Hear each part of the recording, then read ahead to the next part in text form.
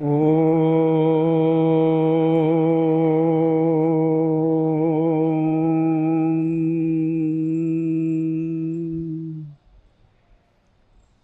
आत्मदा बलदा यस्य विश्व उपासते प्रशिशं यस्य देवा यस्य छायामृतं यस्य मृत्युः कस्मै देवाय हविषा विधेम। तू ही आत्मज्ञान बलदाता सुयश विद्य जन गाते हैं, तेरी चरण शरण में आकर भव सागर तर जाते हैं। तुझको ही जपना जीवन है, मरण तुझे बिसराने में। मेरी सारी शक्ति लगे प्रभु तुझ में लगन लगाने में। श्रद्धेय मातृशक्ति एवं आदरणीय सज्जनों, वैदिक आध्यात्म के आधुनिक जगत के प्रणेता महर्षि स्वामी दयानंद सरस्वती जी के आर्य समाज के सिद्धांतों के आधार पर जो हम साप्ताहिक चर्चा संक्षिप्त रूप में यहाँ करते हैं, उसमें आपका स्वागत है। आज अगर इसी मंत्र को हम विषय बनाने का प्रयास करें, ये मंत्र हर आर्य परिवार में एक दिन में कम से कम 2 बार कहा जाता होगा। ईश्वर स्तुति प्रार्थना उपासना मंत्रों की 8 मंत्रों की सूची में ये यजुर्वेद का 25वें अध्याय का 13वां मंत्र 3रे नंबर पर हम बोलते हैं। और जैसे बाकी मंत्र हम कह जाते, इसको कहने में भी उतना ही आनंद लेते, अर्थ भी कई बार इसका पढ़ लेते हैं।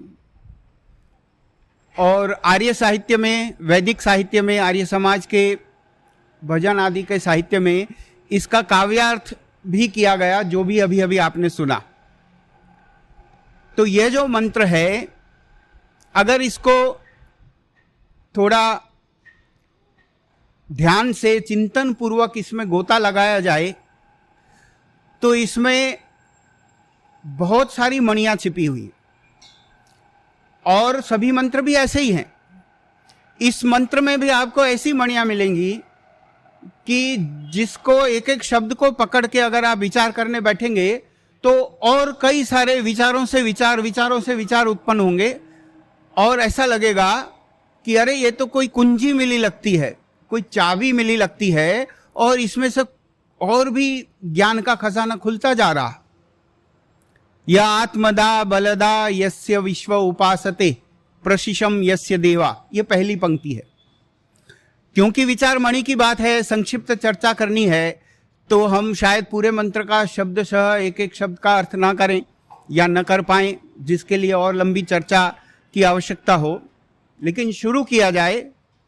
यह आत्मदा, तो कहा यह माने जो, तो जो माने कौन?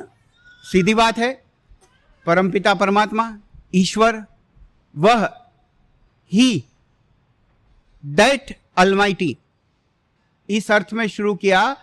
यह आत्मदा, दा माने देने वाला, दाता, प्रदाता, और क्या दिया? आत्मदा। तो महर्षि स्वामी दयानंद सरस्वती जी ने इस शब्द समूह का अर्थ लिखते हुए लिखा है, जो आत्मज्ञान के देने वाला प्रभु, आत्मज्ञान का दाता, आत्मज्ञान का देने वाला। और कहीं कहीं संकुचित अर्थ यह मिलेगा आपको, जो आर्य अर्थ नहीं है, वैदिक अर्थ नहीं है, कि आत्मदा माने आत्मा का देने वाला। आत्मा तो हम खुद हैं, तो हमको कुछ दिया ईश्वर ने, तो हमको क्या दिया? आत्मज्ञान। तो ऋषि लिखते हैं आत्मज्ञान का दाता, आत्मज्ञान देने वाला। बलदा, वो तो इसके बाद का शब्द है, उसकी तो अभी और चर्चा बड़ी लंबी है। उसमें ऋषि लिखते हैं कि शरीर, मन और समाज, शरीर, आत्मा और समाज का बल देने वाला जो परमपिता परमात्मा है। ये अलग अलग शक्तियों की बात की है, लेकिन जो पहली बात है आत्मदा, शायद इस पे पुस्तक लिखी जा सकती है। इतनी गहराई इसमें हमें महसूस हुई। आत्मज्ञान का देने वाला, इसका अर्थ यह है कि पहले हमें अगर आत्मज्ञान क्या है ये समझ में आ जाए तो फिर समझें कि ये ईश्वर देता है, ये कैसे कहा गया। आत्मज्ञान, सरल भाषा में आत्मज्ञान का मतलब हुआ कि आत्मा का ज्ञान। तो आत्मा तो हम खुद हैं, तो मतलब खुद का ज्ञान। इसका अर्थ है खुद को पहचानने का ज्ञान, खुद की पहचान, स्वयं की पहचान, सेल्फ रियलाइजेशन। तो हमसे हमारी पहचान कौन करवाता है? इस मंत्र के अर्थ को पकड़ें तो हमसे हमारी पहचान भी ईश्वर करवाता है। क्या अजीब बात है। कम से कम मैं खुद को तो पहचानना चाहूं, इतना तो होना चाहिए कि मैं खुद को पहचानूं। बाकी अगर ईश्वर की कृपा हो जाए तो मैं ईश्वर को पहचानने लगूं, जी नहीं। हम खुद की पहचान भी ईश्वर की मदद से कर पाते हैं। कुछ ज्यादा हो गया। अगर गहराई से सोचें तो कहीं हमने भावावेश में आके तो इसका अर्थ ऐसा नहीं कर दिया कि हमें सेल्फ रियलाइजेशन भी परमपिता परमात्मा से होता है। बिल्कुल। आत्मज्ञान का अर्थ अगर आप सरल से सरल करो जो आधुनिक मनोविज्ञान करते हैं तो भी, और अगर आत्मज्ञान का अर्थ सेल्फ रियलाइजेशन से मुझे इतना समझ में आ जाए मैं शरीर नहीं हूं, आत्मा हूं, और ऐसे धीरे धीरे परमपिता परमात्मा को भी समझने लगूं, वैसा ऊंचा आध्यात्मिक अर्थ करो तो भी, इन दोनों में जो सहायता है वो परमपिता परमात्मा की ही है। मतलब अगर ईश्वर की कृपा ना हो, ईश्वर हमें यह शक्ति ना दें, यह मेहरबानी हम पे ना करें, तो हम खुद को भी ना पहचान पाएं। अच्छा जी, बिल्कुल। जब आत्मा इस शरीर में नहीं होती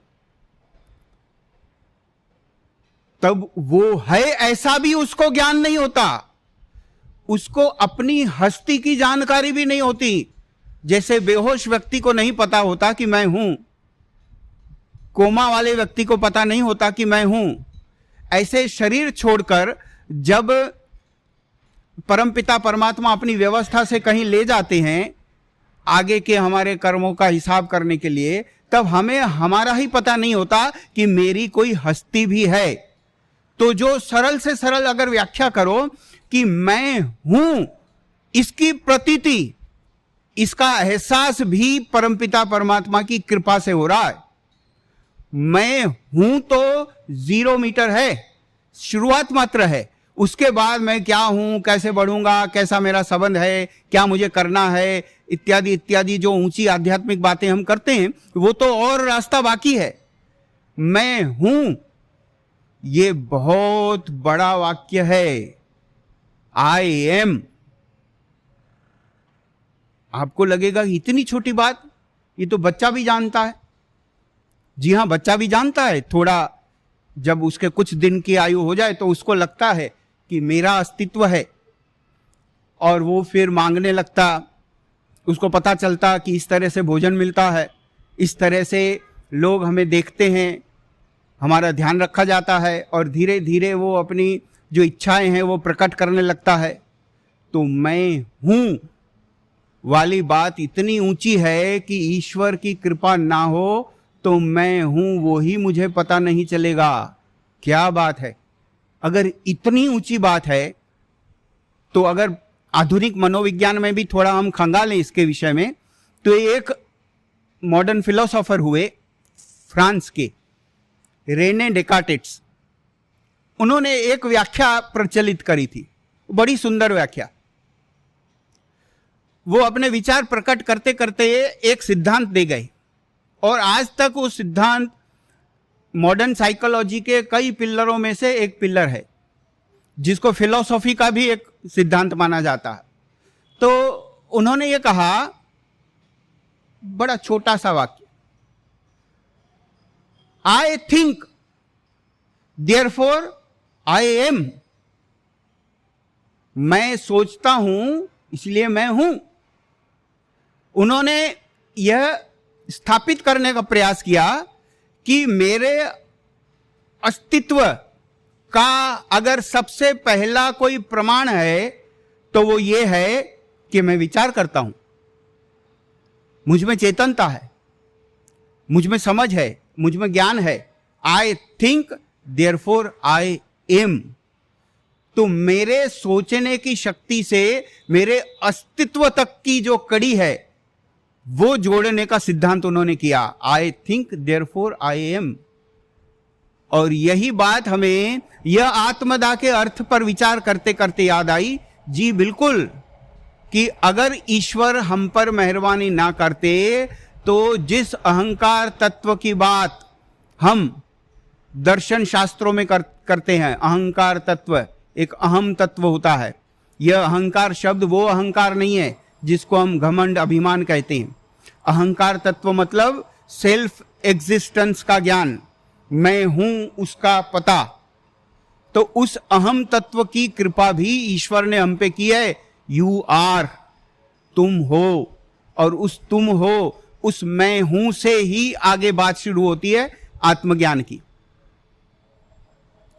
एक और साइकोलॉजिस्ट हुए, अपने प्रयोगों से सोच सोच के कई चीजें नई नई दी दुनिया को।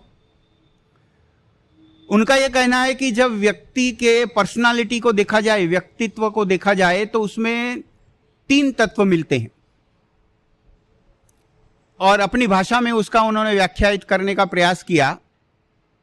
उन 3 तत्वों में उन्होंने ये कहा कि एक तत्व जो होता है बहुत बचकाना, बहुत कम समझ वाले व्यक्ति में भी होता है, सबसे छोटे से बच्चे में भी होता है, और वो होता है शारीरिक और भौतिक इच्छाओं को प्रकट करने का स्वभाव। भूख लगे खाना मांगना, ठंड लगे तो उसको प्रकट करना, कपड़ा मांगना, गर्मी मांगना, साथ मांगना, यहाँ जाना वहाँ जाना, भौतिक इच्छाओं को प्रकट करना, घूमना फिरना, खाना पीना, ये इच्छाएं जो सब में होती हैं, वो एक व्यक्तित्व का पासा है। उसको उन्होंने नाम दिया इड, आईडी, सिर्फ 2 अक्षर वाला नाम, इड। सिगमंड फ्रॉइड नाम के, फ्राइड भी कहते हैं उन्हें, साइकोएनालिसिस के प्रणेता साइकोलॉजिस्ट, उन्होंने कहा कि ये पर्सनालिटी की शुरुआत है, ये व्यक्तित्व का बिल्कुल बेसिक एस्पेक्ट है, बिल्कुल मूलभूत। जी बिल्कुल है। बच्चे थे तब भी हम सभी इच्छाओं को प्रकट करते थे, बड़े हैं अभी भी भूख लगती है तो मांगते हैं, व्यवस्था करते हैं खाने की, और इच्छाएं होती रहती हैं।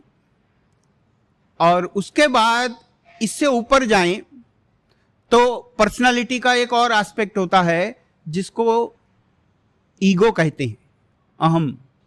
ये वो वाला घमंड वाला ईगो नहीं है, ये ईगो अहम, मैं जो रियलिटी को देखूं कि भाई देखो, इच्छा तो मुझे 1 करोड़ रुपए की हो रही है, इच्छा तो मुझे दुनिया का राजा बनने की हो रही है, मेरा इड तो बहुत कुछ मांग रहा है, लेकिन देखो ये संभव नहीं है, ये मेरे हस्ती की बात नहीं, मेरे बूते का काम नहीं कि मैं 1 करोड़ रुपए कहीं से ले आऊं, तो देखो ये नहीं हो पाएगा।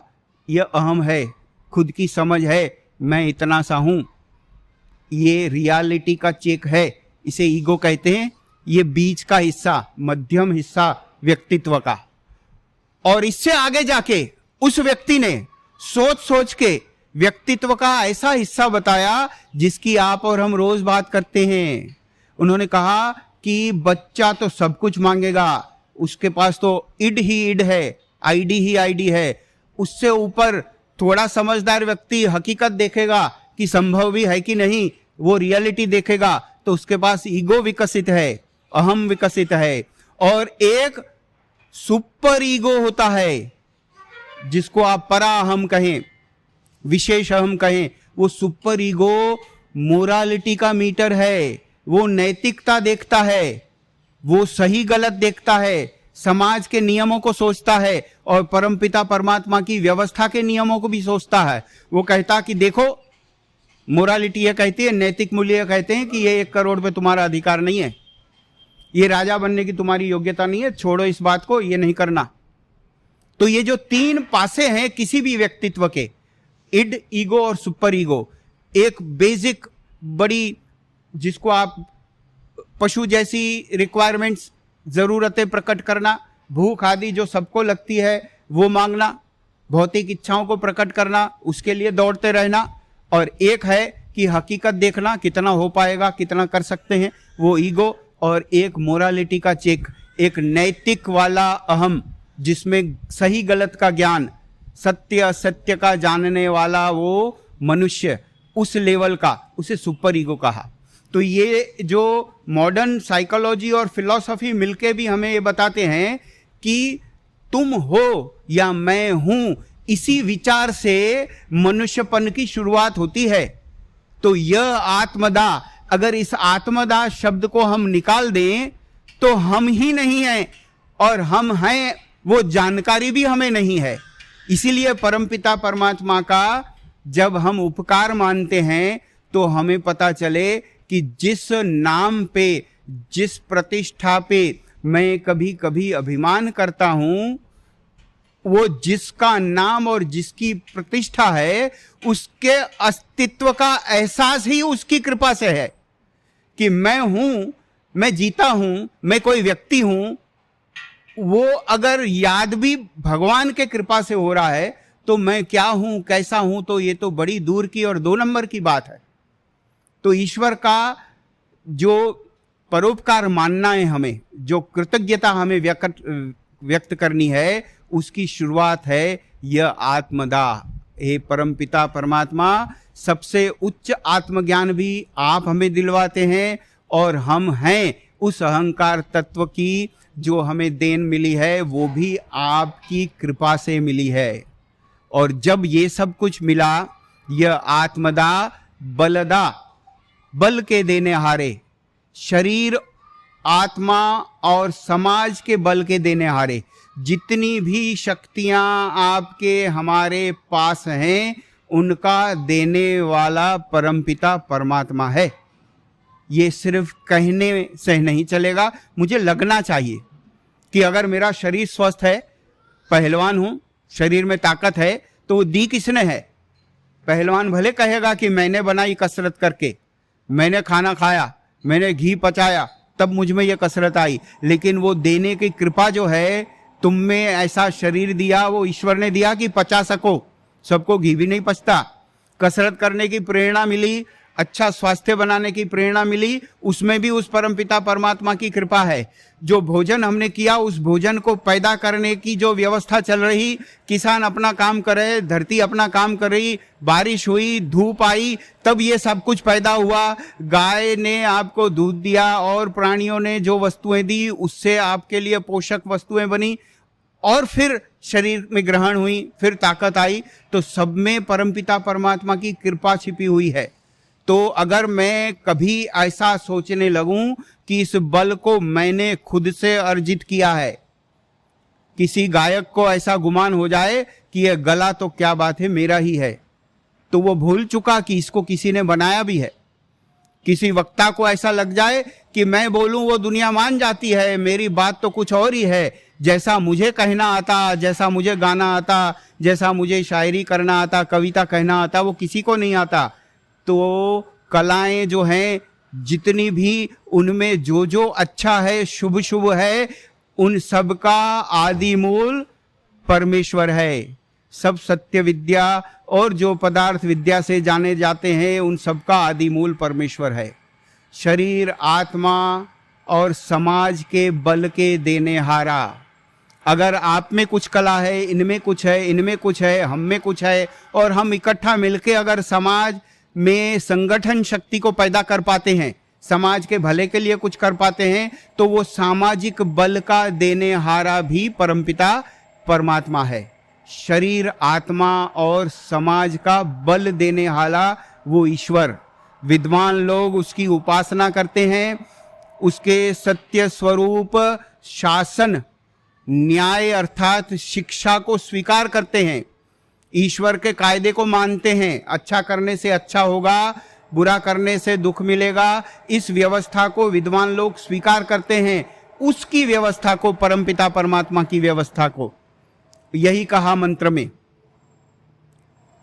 और फिर कहा जो मन को आह्लादित कर दे और झुमा दे व्यक्ति को, यस्य छाया अमृतम यस्य मृत्यु।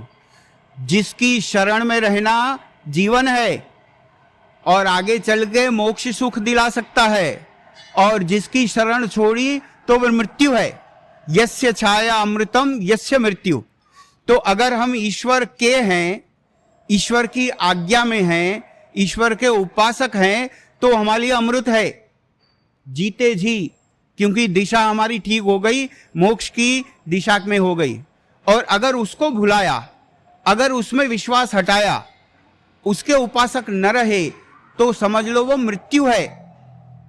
मृत्यु का जो प्रचलित अर्थ है, सांस निकल जाना, धड़कन बंद हो जाना, ये हम मानते हैं।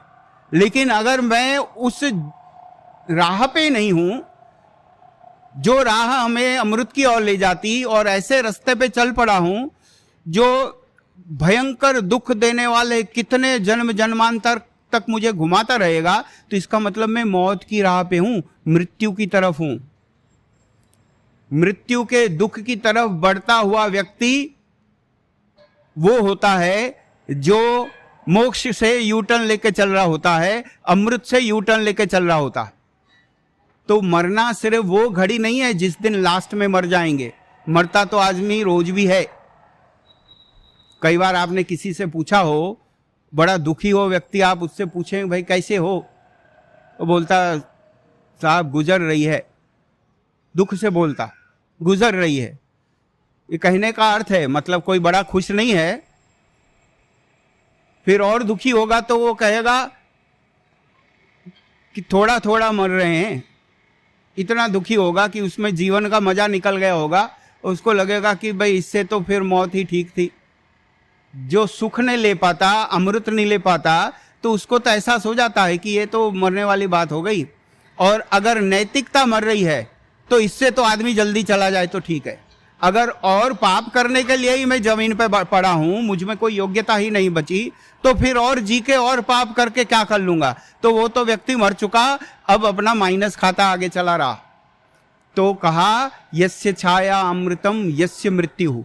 अगर उसकी तरफ हैं तो जिंदा हैं, और इससे लौटे परम पिता परमात्मा से विमुख हुए तो मर गए, समझा, मृत्यु की तरफ चल पड़े हम। ऐसे परमपिता परमात्मा की हम आत्मा और अंतःकरण से भक्ति किया करें। और महर्षि दयानंद सरस्वती जी ने 4 शब्द और लिखे, अगर फिर से पढ़ें तो जरूर ध्यान देना। उन्होंने कहा आत्मा और अंतःकरण पूर्वक उस सुख स्वरूप सकल ज्ञान के दाता की हम भक्ति किया करें, अर्थात उसकी आज्ञा पालन करने में सर्वदा तत्पर रहें। 4 शब्द और। अच्छा, भक्ति को किससे जोड़ा? आज्ञा पालन से जोड़ा। इसका मतलब कोई बंदा बड़े भजन गाए, कीर्तन करे, ऊंची ऊंची बातें करे परमपिता परमात्मा की, और समझे कि मैं भक्ति करता हूं, और अगर उसमें ईश्वर के आदेशों का पालन ना हो उसके जीवन में, तो वो भगत नहीं है। सिर्फ पिताजी करने वाला अच्छा बेटा नहीं होता, पिताजी की आज्ञा का पालन करने वाला सुपुत्र होता है। व्याख्या ही यही है सुपुत्र की, जो पिताजी के मार्ग पे चले, उसके धर्म के मार्ग को आगे बढ़ाए, उसे सुपुत्र कहते हैं। तो आत्मा और अंतःकरण पूर्वक उस परमपिता परमात्मा की भक्ति किया करें, अर्थात उसकी आज्ञा पालन करने में सर्वदा तत्पर रहें। क्या बात है।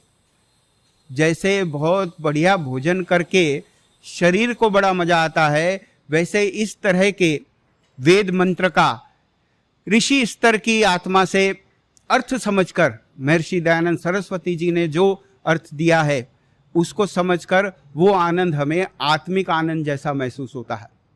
तो इस तरह से जो 8 मंत्र हम रोज कहते हैं उसमें ये जो तीसरा मंत्र है, जब जब आपको आपके मुख से ये निकले यह आत्मदा, तो आत्मज्ञान हमारे अंदर गूंजना चाहिए और पता चलना चाहिए कि ये उनकी मेहरबानी से हमारी हस्ती की समझ रखते हैं। हम बलदा से भी हमें वो हमारे बल के देने वाले हैं, वो हमें पता चले।